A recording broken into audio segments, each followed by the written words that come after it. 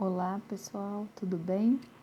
Hoje a gente vai falar sobre dissolução da sociedade e do vínculo conjugal.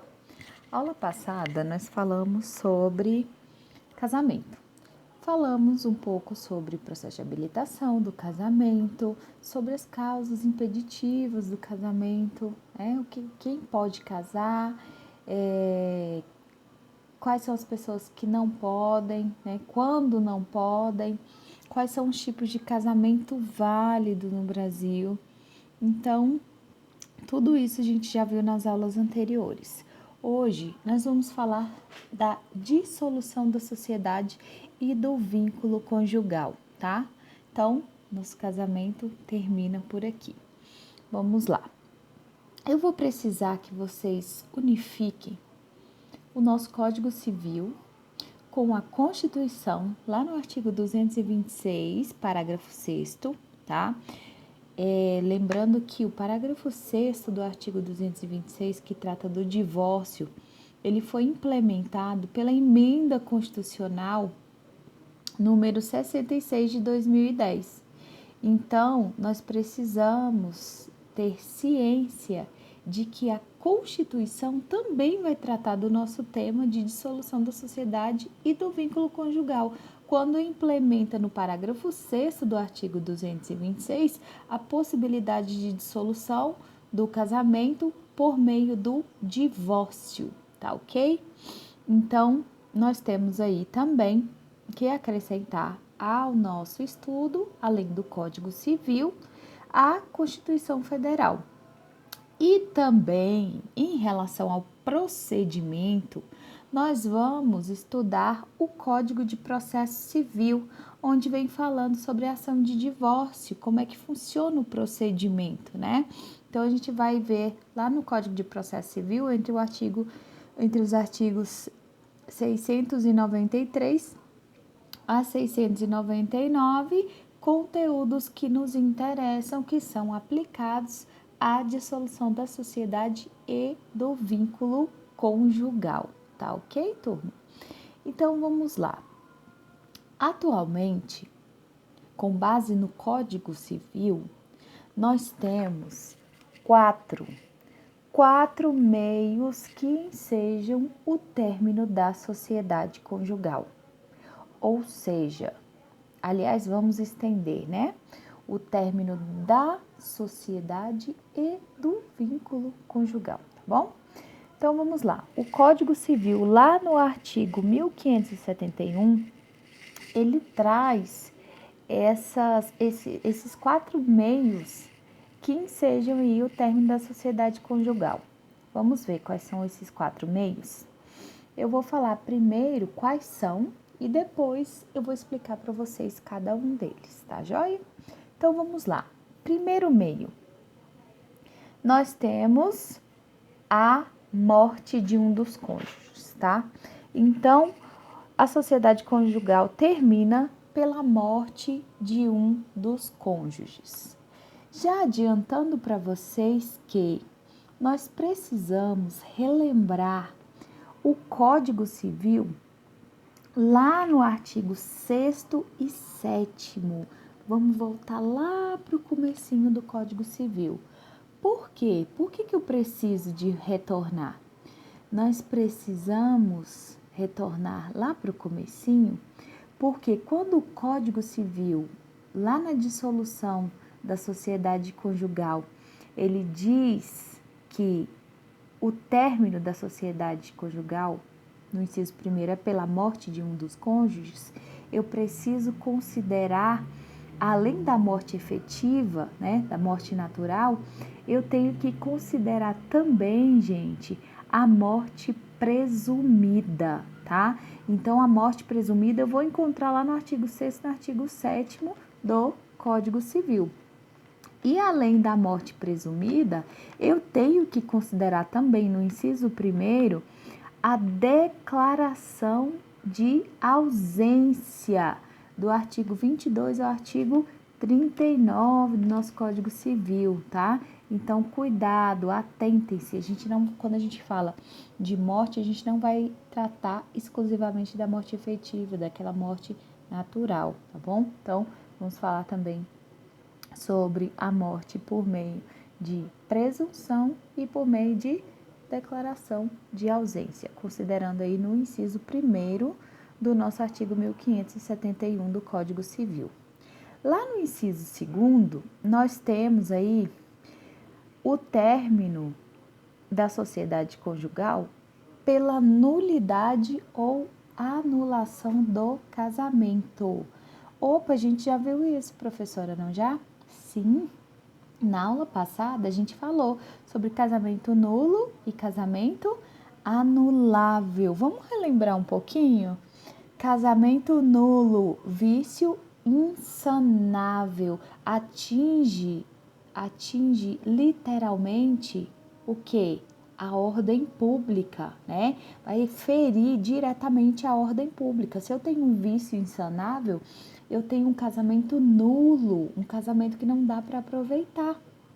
E se eu tenho um casamento anulável, isso significa que eu tenho um vício sanável. Significa que eu posso corrigir algum equívoco que ocorreu durante o procedimento, tá? Então, a nulidade ou a anulação do casamento também vai provocar o término da sociedade conjugal, tá ok? Lembrando que tanto a nulidade quanto a anulação do casamento eu vou encontrar lá entre os artigos 1548 e 1564 do Código Civil.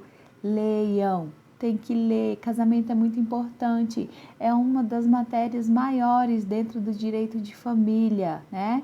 O casamento é um contrato? Sim, né? Posso considerar que o casamento seja, sim, um contrato. Vocês viram aí nas aulas anteriores que a gente falou que o casamento é celebrado. Ele precisa de passar por todo o procedimento para que ele seja válido, né? Por que eu preciso disso? Porque da nulidade ou da anulação do casamento, eu vou ter o quê? O término da sociedade conjugal. Então, eu preciso que esse casamento seja válido, tá? Continuando aí. Dentre os nossos 4 meios que ensejam o término da sociedade conjugal. Já falei sobre a morte, que pode ser morte efetiva, morte natural, né? Também a morte presumida e a declaração de ausência. Segundo, pela nulidade ou anulação do casamento. E terceiro, calma que tem mais um, falei que são 4. Terceiro, nós temos aí algo bastante intrigante, que é a separação judicial. Separação judicial, professora, ainda existe?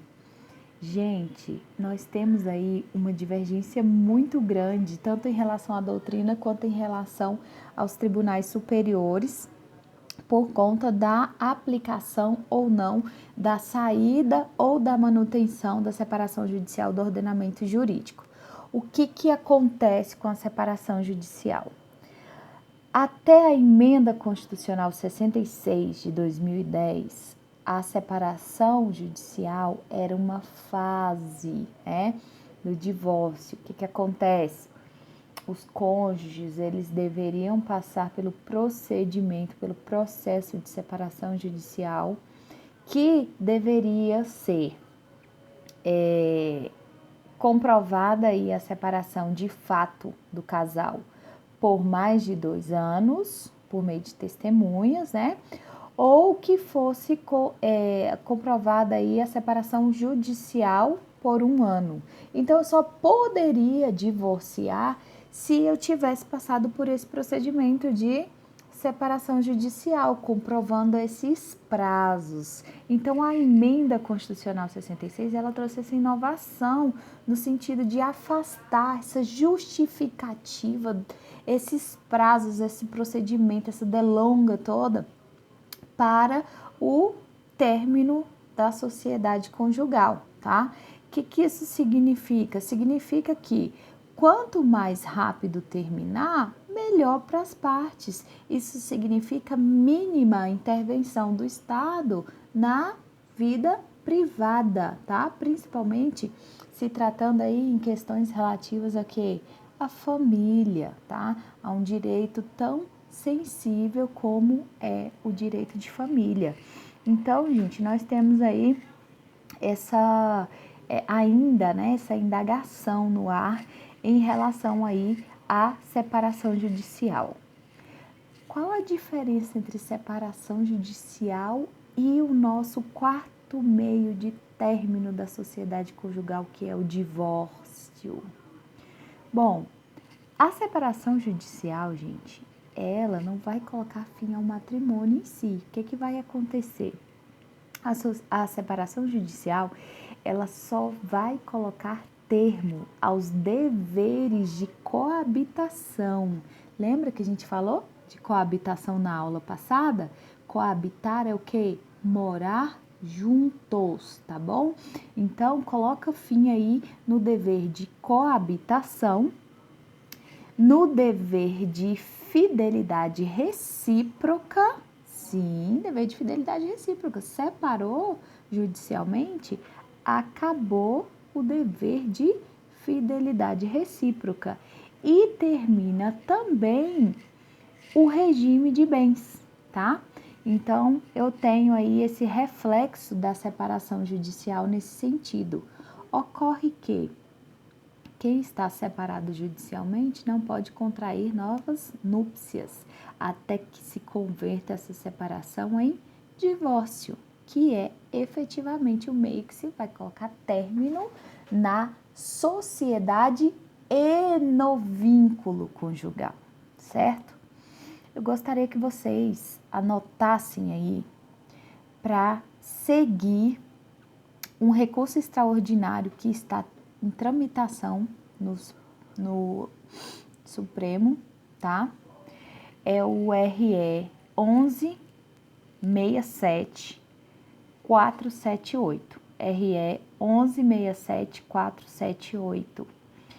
Esse RE que está tramitando aí no STF, ele está discutindo, gente, justamente se permanece ou se retira definitivamente do nosso ordenamento jurídico a separação judicial, tá ok? Por quê? Qual é a discussão principal? Como nós não temos o término da relação matrimonial aí, o vínculo conjugal, né, com a separação judicial, existem alguns casais que entendem que tem o direito de entrar com o processo de separação judicial. Por quê? É como se eu tivesse uma espécie de cláusula de arrependimento. Porque se desistir, o casamento volta ao estado anterior. Continua vigente, casamento válido normalmente, né? E em relação ao divórcio, não. O divórcio ele é muito rápido, então não teria aí um direito de arrependimento, entre aspas, né? Porque se quiser casar de novo, pode casar quantas vezes quiser. Casou, divorciou, pode ser com as mesmas partes, não tem litispendência aqui, viu? Não tem problema nenhum. Então, eu particularmente não acho que seria um justo motivo, mas enfim, foi uma das motivações levadas a efeito em relação à tentativa de permanência do Instituto da Separação Judicial no nosso ordenamento jurídico, certo? Então, esse RL está tramitando aí ainda, inclusive o IBDFAM, Instituto Brasileiro de Direito de Família, ele está como amicus curiae aí no procedimento, tá bom? Então, a gente vai aguardar aí o posicionamento do Supremo em relação à manutenção ou não da separação judicial no nosso ordenamento jurídico, tá certo? E o nosso quarto e último meio que enseja o término da sociedade conjugal é justamente o divórcio, tá? O divórcio que por meio da nossa emenda constitucional 66, não precisou trazer mais para o judiciário todas aquelas ocorrências de justificativas, por que terminou, porque quem ensejou, quem deu causa aí ao término do casamento, se nós tivemos culpas, qual cônjuge que teve culpa, enfim, não há que trazer justificativas para o encerramento da sociedade e do vínculo conjugal. Vamos ver um pouquinho mais sobre o divórcio.